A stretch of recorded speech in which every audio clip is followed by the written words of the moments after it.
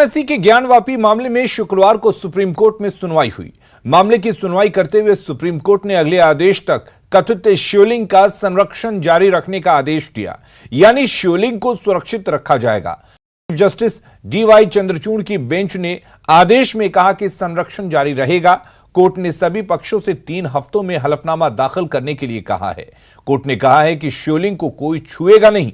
अदालत ने इससे पहले 12 नवंबर तक वजूखाने के संरक्षण का आदेश दिया था। सुप्रीम कोर्ट के अलावा इलाहाबाद हाईकोर्ट में ज्ञानवापी का एएसआई के सर्वे कराने के खिलाफ दायर याचिका पर सुनवाई हुई।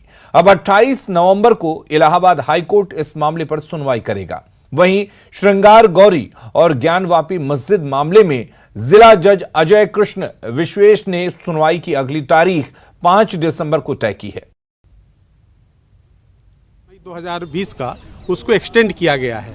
साथ ही साथ यह भी कहा गया है कि जो एरिया है उस एरिया को संरक्षित रखा जाए और सारे पक्षकारों को कहा गया कि आपका जो पिटीशन डिफरेंट कोर्ट्स में चल रहा है वाराणसी के, उनको एक साथ एक कोर्ट में कंसोलिडेट करने के लिए जिला जज को आप आवेदन दे सकते हैं।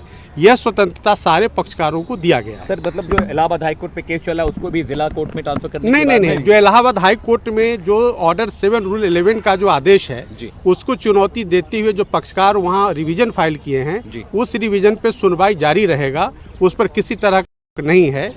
और ये कहा गया है कि सारे पक्ष का जो एसएलपी में है वो अपना जवाब 3 सप्ताह के अंदर फाइल करे। बिहार में पीएफआई पर बड़ी कार्रवाई की तैयारी हो रही है। केंद्र ने पीएफआई के 7 संदिग्धों के नाम, उनके बैंक खातों और पैन नंबर की डिटेल भेजी है, जिसके बाद बिहार सरकार के गृह विभाग ने राज्य के सभी डीएम को कार्रवाई के निर्देश दिए हैं। गृह मंत्रालय की तरफ से भेजी गई सूची में 1 अररिया, 4 दरभंगा और 1 मुंबई सीतामढ़ी के रहने वाले हैं। जिलाधिकारियों को पीएफआई के अन्य सहयोगी संगठनों पर भी ठोस सख्ती के निर्देश दिए गए हैं।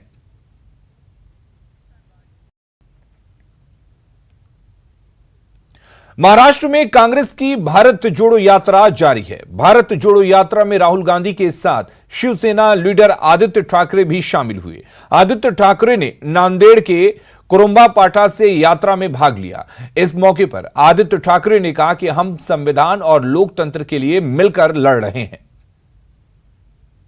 अगर दो अलग अलग लोग, दो अलग अलग विचारधाराएं के लोग एक साथ आ सकते हैं देश के लिए, संविधान के लिए, लोगों के लिए, लोकतंत्र के लिए, तो उसमें गलत क्या है? और ऐसे ही तो देश चलना चाहिए, इसे ही तो कोएग्जिस्टेंस कहते हैं। So the people who were supposedly to be the same ideology wanted to finish us off, wanted to push us out of politics, wanted to eat us.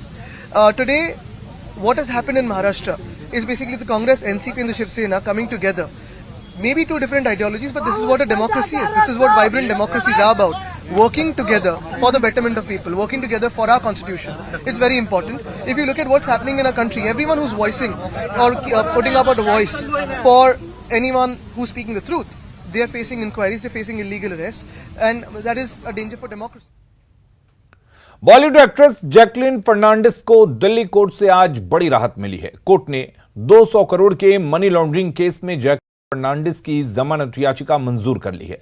फिलहाल एक्ट्रेस अंतरिम जमानत पर ही रहेंगी। अब 15 नवंबर को इस मामले पर फैसला आ सकता है। जैकलीन को कोर्ट से मिली अंतरिम बेल 10 नवंबर को खत्म हो गई थी।